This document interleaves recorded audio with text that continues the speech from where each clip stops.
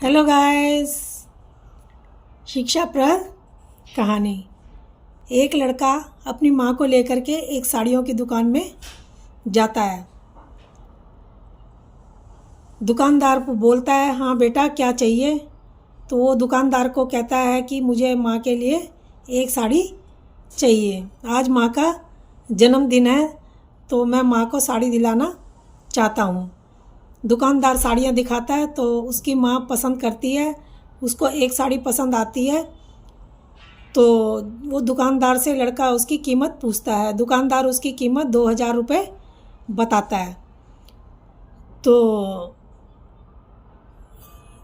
उसकी माँ और वो दोनों एक दूसरे का शक्ल मुँह की तरफ देखने लगते हैं।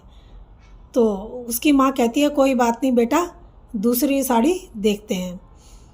अब दुकानदार और साड़ियाँ दिखाता है और उसकी माँ उनमें से पसंद करने लगती है।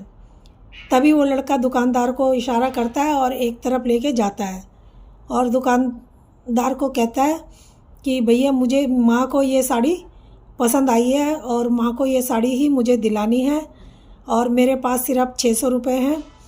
तो इसके बदले में आप जो भी बोलोगे मैं वो काम आपका आके रोज़ कर दिया करूँगा, पर माँ को ये साड़ी मैं दे दो। तो दुकानदार वो साड़ी पैक करता है और उसको दे देता है। वो बहुत खुश होता है, साड़ी लेके और खुशी खुशी घर जाता है।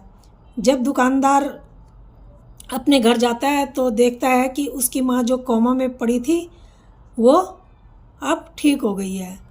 दूसरे दिन वो दुकान खोलता है, लड़का आता है तो लड़का बोलता है कि मुझे क्या काम करना है, मुझे काम बता दो।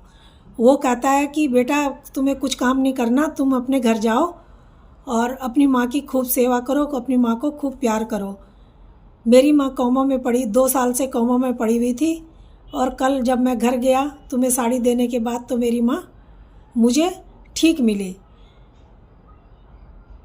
तो तुम इसी तरह से अपनी माँ को प्यार करते रहना और अपनी माँ की सेवा करना, यही मैं तुम्हें काम दे रहा हूँ।